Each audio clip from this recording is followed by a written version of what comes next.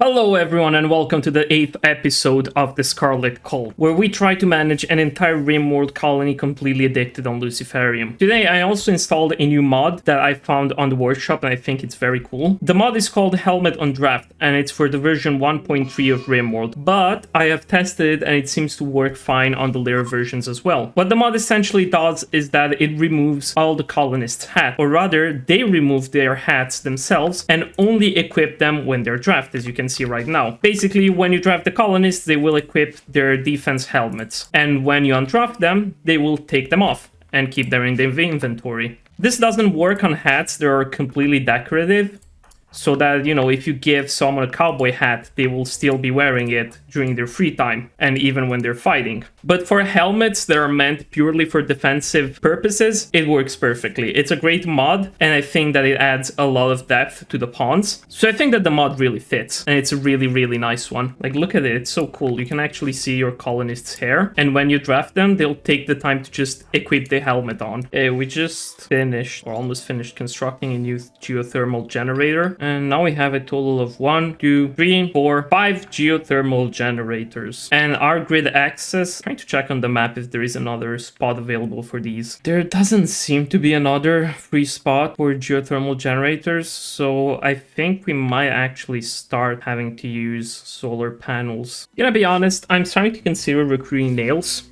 into our colony. She has a burning passion in mining, and honestly miners is something that we really could use another one-off, because as I said in the previous episode, we are currently in a desperate need for more steel, for more plasteel, and just about any underground resources that we can get our hands on. She also has a minor passion in crafting, and she's good at animals. She will be our first colonist that will be able to do anything animals related, despite the fact that we are not making use of any animals currently, but it might turn useful down the road. The only problem with her is that she has a smoke leaf dependence. So what we're gonna do is that we're gonna wait until her smoke leaf dependence passes, and then we're going to attempt a violent conversion. If she survives, she can join our colony. Also, given that finally we have 2 colonists that are at the very least decent in social, meaning Morrison and Kate, what I think that I'm gonna do is promote Morrison to leader of the colony and turn Kate into the new moral guide. So let's go ahead and do that right now, because we need a leader in order to increase the quality of a lot of our rituals. Okay, so Morrison is our new leader, and that means that Kate will take the role of the Red Hand. And there we go, 2 successful role changes. Kate is now the moral guide of the entire colony, while Morrison is now the new leader. I figured out that Morrison deserved the spot of the leader because she was part of the original trio that founded this colony, or perhaps she isn't. If you guys have seen the previous episodes, she might be a clone, but we don't know that. And also she has the biggest social in the colony, which funnily enough, or sadly enough, is just 12. So yeah, I figure she was the one most fitting to become leader of the colony. Kate, on the other hand, while still being the newest member of the colony, she has 11 on social, almost as much as Morrison does. In any case, now that we have a leader, let's begin a congregation ritual. Boring? Oh man, again? This was like a 90% success though. Total quality was 90%. Look at this, and it was still boring. Okay, we just got a combat supplier, and what I think I'm going to do is I'm going to sell all of this stuff, including all of our packaged survival meals, even though we have a lot of silver, because I really, really would like to buy this locust armor and this prestige cataphract helmet. So I'm gonna go ahead and get these. Okay, there is currently a prison break ongoing. I think that Bo and Kate will be able to take care of it rather easily, but I'm gonna send Morrison as well in, just for added safety. Well, you guys chose the worst time possible to escape. Oh, and a wild man that wandered in is attacking Ida. I wonder if it's just because he's hungry. Oh yeah, he killed her, and now he's eating her. Okay, dude, that's pretty hardcore. But I'm gonna say no one eats our prisoners except for us. So yeah, I'm sorry. I'm sorry. You broke an unwritten rule. You have definitely broken an unwritten rule. I'm sorry for you, dude.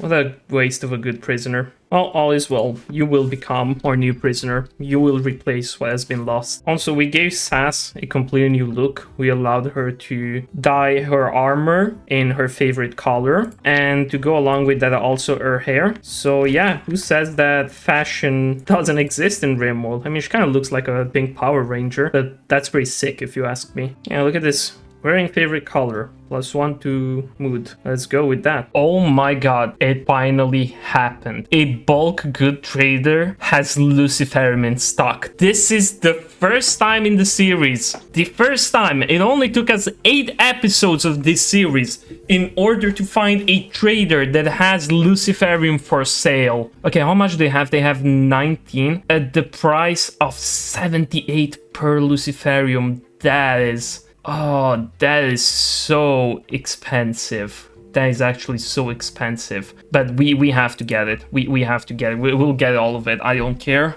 I don't care. It might be overpriced, but that is just 19 Luciferium straight in our pockets. We are getting that.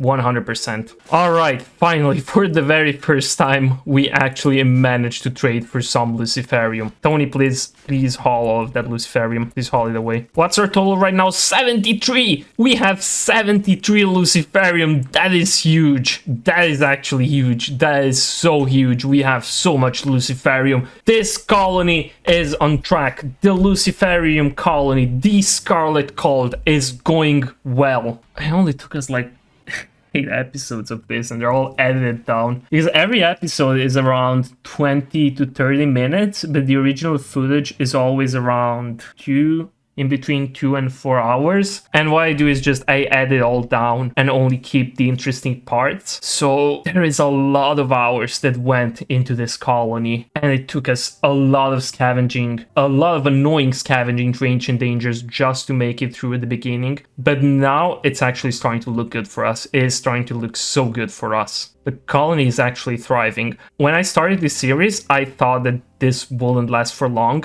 that we'll probably all met our demise through a lack of Luciferium, but look at this. This is actually going so well. I'm actually so happy. You have no idea. Now, the next thing that we're going to need a lot of steel for is going to be this greenhouse. So, one hydroponic basin is 100 steel and 1 component, and there is 24 of these, which means that we are going to need 24 components and 2,400 steel. It shouldn't be an issue getting it, but it'll be costly. Hopefully we'll also have enough power to maintain all of this. Let's turn the sun lamp off for now, because there is no point in keeping it on. Yeah, we're gonna have like an actual garden now. We're gonna forbid the construction of these hydroponic basins for now, until we have all of the necessary resources so we can build them all at once. Oh, we're being raided by a pack of man-hunting iguanas. I don't think those are gonna be too much of an issue, honestly, but the sound that they make is pretty terrifying. Honestly, I don't think that all of our colonists are required for this, but I know better than to underestimate a bunch of iguanas. So yeah, let's have everyone draft with their helmet on. Alright, here are the iguanas. I don't think they're even gonna make it to us, but we're safe than sorry. Okay, they actually made it to us. Wow, as unexpected. They're just running past us. Kind of just running past us. I mean, this is a bunch of free lizard skin. Okay, they're just running around. Pick off the stragglers. Hey, perfect. Come on, Morrison, you can do it. You defeated Morrison. You can defeat an iguana. It's like Katie's gonna come to help you out. There you go. Iguana vanquished. Speaking of, I think that 3 prisoners are a little bit too much, especially this wild man is just dragging on our resources for no reason whatsoever. So I think that we're just going to go ahead and execute him. As the mood of everyone in the colony seems to be a little bit down, so what better way to just make everyone happy than a nice, satisfying execution? Awkward public execution? Bro, how is that awkward? Everyone participating in the ritual gains -1 mood. Oh man. What do you mean it didn't feel justified? That guy just ate one of our prisoners. How is that not justified? Well, everyone's mood is still down now, and it's gonna go even more down, so I think it's time we pop off another one of these bad boys. Or naughty girls. We don't do gender discrimination on psychic soothe pulsers. We don't know what they are. Either of it is fine. Okay, one cool thing that I realized we can do, I think it's due to the Melle Animation mod, is that we can have 2 melee colonists pair against each other in order to practice their melee skills. So let's see how this looks like. Okay, I'm not gonna lie, this looks pretty sick. That is such a fantastic mod. The melee animation mod is just fantastic. Look at this, they're so fluid. I love it, I love it. It's definitely a mod that's gonna be always a must win for me. And Kate has won, despite missing a leg. I mean, she still is 18 melee, and Sass has like 7. She's been going up though. I wonder if this improves. I wonder if this improves their melee skill. Oh, we got an infestation. Giant insects are tunneling towards you. Oh, Sass, you're taking a little bit too long to reach us. Yeah. Okay, I guess we're gonna have to do this without Sass. Okay, is doing a great job too. Oh, didn't matter. We had a little hole here that they passed through. That's fine. Come on, Kate, get on the Mega Scarab. Okay, nice. Morrison, how are you? Kat and Kate. Yeah, that's fine. Everyone is pretty much fine. Caitlin has reached the biological age of 45. Unfortunately, Caitlin has gained the following diseases due to aging. Asthma. Oh man, okay. Asthma on a melee fighter is not something that we want really. Okay, never mind. Kate's asthma has healed, caused Luciferium. It healed both lungs.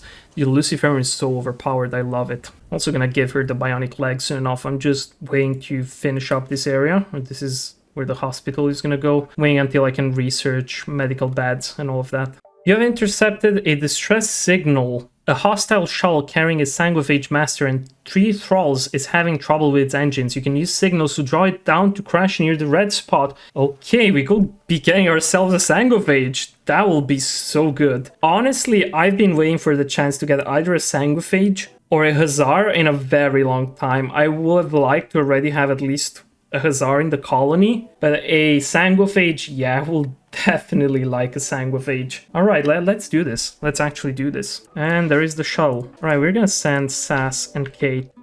They can take care of these guys, I think, all by themselves. Hopefully without killing the Sanguivage. Okay, it's moving really slowly. I mean, I guess that's the problem from missing a leg. Alright, let's put this suit to test. There we go, this assault has begun. Oh no! Wait, why don't you have your helmet? Oh, you don't have your helmet. Why don't you have it? Oh, you didn't take your helmet on? Oh, you didn't have time. Right, I just drafted her and sent her to fight these guys instantly without telling her to put the helmet on. Oh, Sass, you're bleeding out. Okay. We gotta rescue her. We gotta definitely rescue her. These guys are just assaulting the colony. Oh, you're gonna get rid of by the turrets. Is this Sanguivage? No, this is a baseliner. Was this guy the Sanguivage? Oh, this guy was the Sanguivage and he just got killed. Oh, that kind of sucks. I mean, yeah, the brain was destroyed. God damn it. What, this guy is the Sanguivage? No. Oh, that sucks. That actually kind of sucks, not gonna lie. Okay, well, we tried. This was a total failure, which kind of sucks. Guess I should have just sent out people with guns. Okay, since we need a lot more power for the base and we cannot make geothermal generators anymore, I think I'm just gonna expand the base a little bit on this side. We're gonna remove this part of the wall, make it bigger on this size, and just add 4 wind turbines and solar generators in between each space, and then a bunch of batteries. A trade ship is passing nearby and exotic good traders. Alright, let's see what